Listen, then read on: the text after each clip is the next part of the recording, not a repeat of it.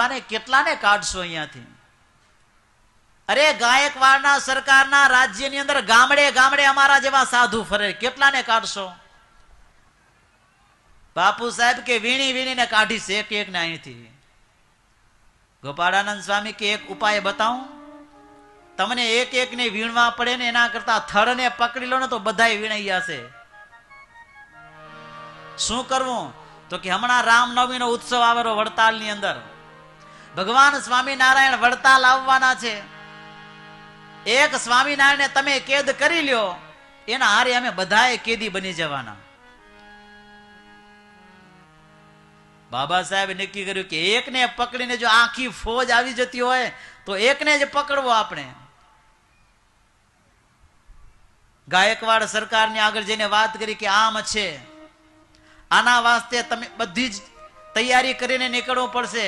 સરકારે કીધું કે બાબા સાહેબ જે કાંઈ જોઈતું હોય તે લઈ જાઓ, પણ અહીંથી ઉપાડો અને સ્વામિનારાયણને કાં પકડો કાં એની હકીકત જાણો.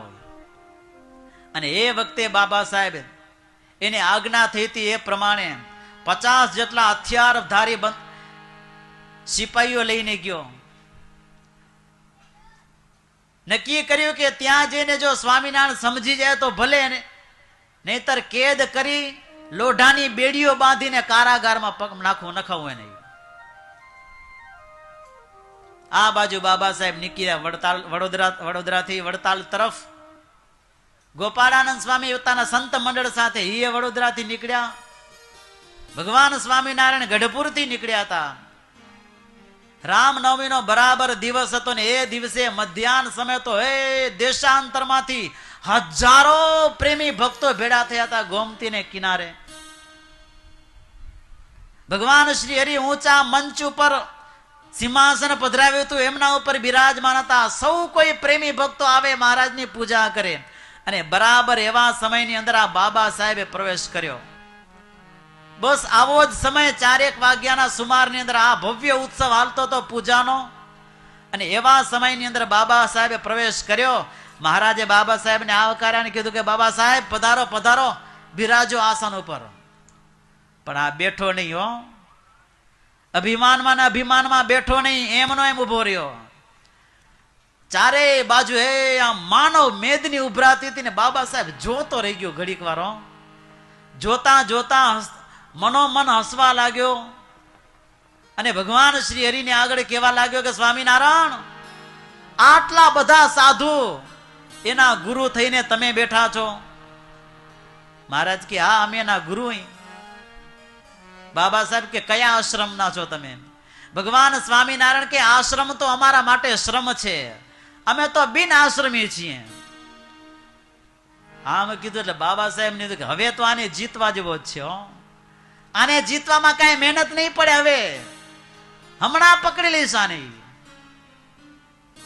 બાબા સાહેબ કે સ્વામિનારાયણ, અમે એવું સાંભળ્યું છે કે તમે નાનપણની અંદર કામરૂ દેશમાં ગયા હતા અને ત્યાં નાગડા વૈરાગીઓ સાથે રહી 7 વર્ષ સુધી રહીને ઇન્દ્રજાલી કઈક પ્રકારની તાંત્રિક માંત્રિક વિદ્યા શીખીને આવ્યા. અને આ ગાયકવાડના સરકારના મુલકમાં ફરીને કઈક ઉપર આવા મંત્ર તંત્ર કરી અને કઈકને ભરમાવી રહ્યા છો. થોડીક તો ભગવાનની બીક રાખો. આટલી ગુજરાતની ભોળી પ્રજાને આમ છેતરવા બેઠા હો. ભગવાન દેખેરો તમને ઉપર. જેમ ફાવે તેમ બાબા સાહેબને બોલવાનું હતું બોલ્યો. ત્યારે ભગવાન સ્વામિનારાયણ હસતા હસતા કે બાબા સાહેબ, તમે અમને આવ્યા છો પકડવા, તમે અમને કેદ કરવા માટે આવ્યા છો, પણ અમે જ્યારે તમને કેદ કરશું ને ત્યારે દુનિયામાં છોડાવનાર કોઈ નહીં મળે તમને. બાબા સાહેબ કે સ્વામિનારાયણ, તમારી રીત તો જુઓ, આ જગતથી ઉલટી રીત. આટલા બધા સાધુના ગુરુ થઈને બેઠા છો, છતાં આવા ભારે ભારે આભૂષણો, હિંડોળા ખાટ ઉપર ઝૂલો, આ કઈ ગુરુની રીતે?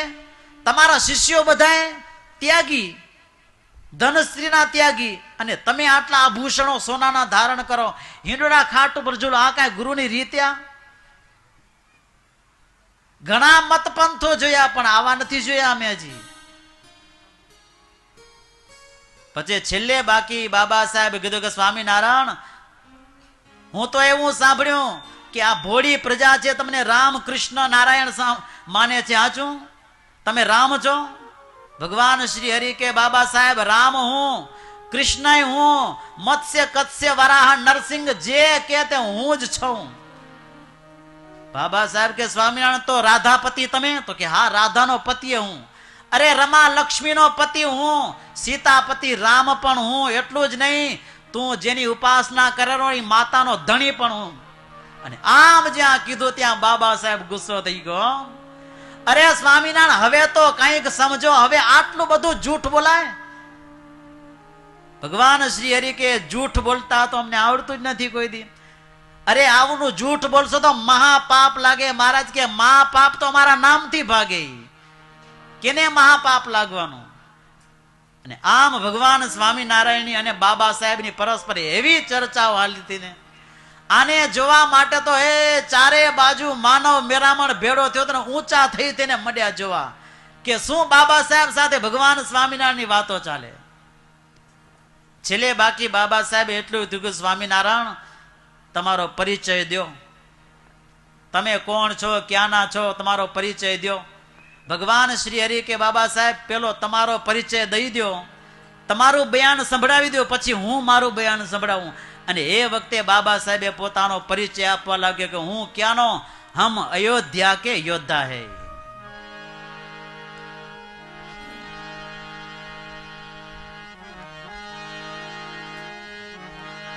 हम अयोध्या के योद्धा है, हम अयोध्या के योद्धा है, हम अयोध्या के योद्धा है, हम अयोध्या के योद्धा है. और सूरों से मशहूर है, और सूरों से मशहूर है, और सूरों से मशहूर है, और सूरों से मशहूर है. नाते हमारी सरवैया है, नाते हमारी सरवैया है, नाते हमारी सरवैया है, नाते हमारी सरवैया है. और जननी और लड़वैया है, हम जनोनी और लड़वैया है, हम जनोनी और लड़वैया है, हम जनोनी और लड़वैया है. हम अयोध्या के योद्धा है, हम अयोध्या के योद्धा है, और सूरों से मशहूर है, और सूरों से मशहूर है.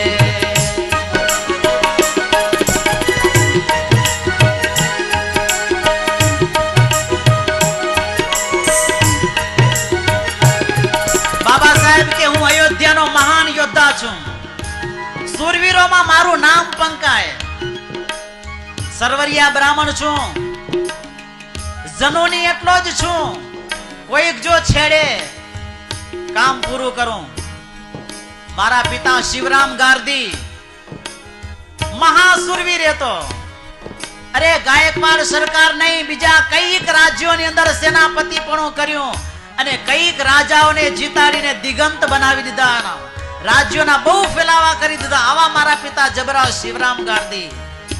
અને આ ગુજરાતની અંદર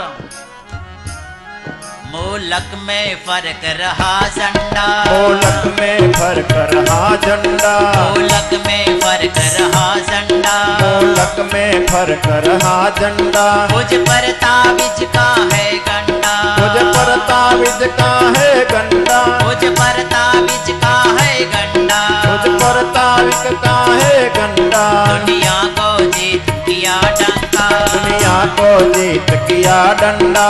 ऐसा है हम सिपाही बंका, ऐसा है हम सिपाही बंका, ऐसा है हम सिपाही बंका, ऐसा है हम सिपाही बंका. બાબા સાહેબ કે આ ગુજરાત ની અંદર ગાયકવાડ સરકારનો જે ઝંડો ફરકેરો ને એનું એક જ કારણ, મારા બાપ શિવરામ ગારદી એને કઈક આવી મેલી વિદ્યાઓ શીખી. એક તાવીજનો ગંડો, એના પ્રતાપે કરીને કઈક રાજાઓના મોટા મોટા રજવાડાઓ બનાવ્યા. એ તાવીજનો ગંડો આજ મારા હાથમાં બાંધી બેઠો. એના ચમત્કારે કરીને મને કોઈ મારી ન શકે. બંદૂકનો મારા તરફ ઘા કરે ને એ બંદૂક મને અડી ન શકે. સારી દુનિયાને જીતીને સર્વત્ર ઝંડો ફરકાવી દીધો એવડા જબરા સિપાઈ બંકા હમ. બાબા સાહેબ કે આ મારું બયાન છે, આ મારો પરિચય, હવે તમારો પરિચય દો. અને એ વખતે ભગવાન સ્વામિનારાયણ પોતાનો પરિચય દેવા લાગ્યા. हम रहते ब्रह्मपुर गाँव है, हम रहते ब्रह्मपुर गाँव है, हम रहते ब्रह्मपुर गाँव है, हम रहते ब्रह्मपुर गाँव है, पर ब्रह्म हमारा नाम है, पर ब्रह्म हमारा नाम है, पर ब्रह्म हमारा नाम है, पर ब्रह्म हमारा नाम है, चैतन्यमय ब्रह्म की ज्ञाति, चैतन्यमय ब्रह्म की ज्ञाति, ओ चैतन्यमय ब्रह्म की ज्ञाति, चैतन्यमय ब्रह्म की ज्ञाति, और हमारी है मलमस्त जाति, हाँ हमारी है अलमस्त जाति, और हमारी है अलमस्त जाति, और हमारी है अलमस्त जाति, हम रहते ब्रह्मपुर गाँव है, हम रहते ब्रह्मपुर गाँव है, पर ब्रह्म हमारा नाम है, पर ब्रह्म हमारा नाम है.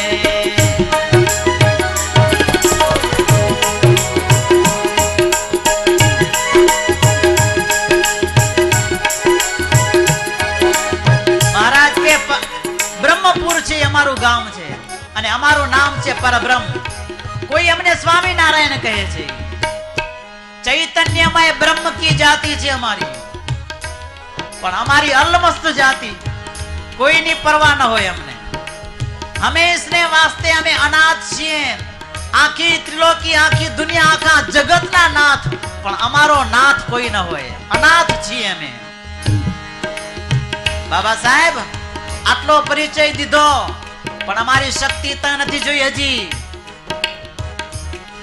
हम जिनको भी पकड़ते हैं, हम जिनको भी पकड़ते हैं, हम जिनको भी पकड़ते हैं, हम जिनको भी पकड़ते हैं, उनको कभी नहीं छोड़ते हैं, उनको कभी नहीं छोड़ते हैं, उनको कभी नहीं छोड़ते हैं. उनको कभी नहीं छोड़ते हैं. ભગવાન સ્વામિનારાયણ કે બાબા સાહેબ એક વાર અમે કોઈકને પકડ્યો, કોઈની તાકાત નથી કે અમારા હાથમાંથી કોઈને છોડાવી શકે.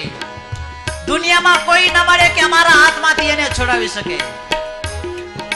ગમે ત્યાં ફસાયેલો એને કાઢતા આટલી વાર લાગે, પણ અમારા પકડ્યા પછી એને કોઈ ન છોડી શકે. माया की कैद से छुड़ाते जीव, माया के कैद सुनाते जीव, माया की कैद से छुड़ाते जीव, माया के कैद से छुड़ाते जीव, पूजत है कोटि ब्रह्मा और शिव, पूजते हैं कोटि ब्रह्मा और शिव, पूजत है कोटि ब्रह्मा और शिव, पूजत है कोटि ब्रह्मा और शिव. हम रहते ब्रह्मपुर गाँव है, हम रहते ब्रह्मपुर गाँव है, पर ब्रह्म हमारा नाम है, हम ब्रह्म हमारा नाम है, हम रहते ब्रह्मपुर गाँव है, हम रहते ब्रह्मपुर गाँव है, पर ब्रह्म हमारा नाम है, पर ब्रह्म हमारा नाम है, पर ब्रह्म हमारा नाम है, पर ब्रह्म हमारा नाम है, पर ब्रह्म हमारा नाम है. महाराज के बाबा साहेब आ मायानी કેદમાં ફસાયેલો જીવ એને કાઢતા રમત માત્ર કાઢી લઈ અમે. અનંત કોટી બ્રહ્મા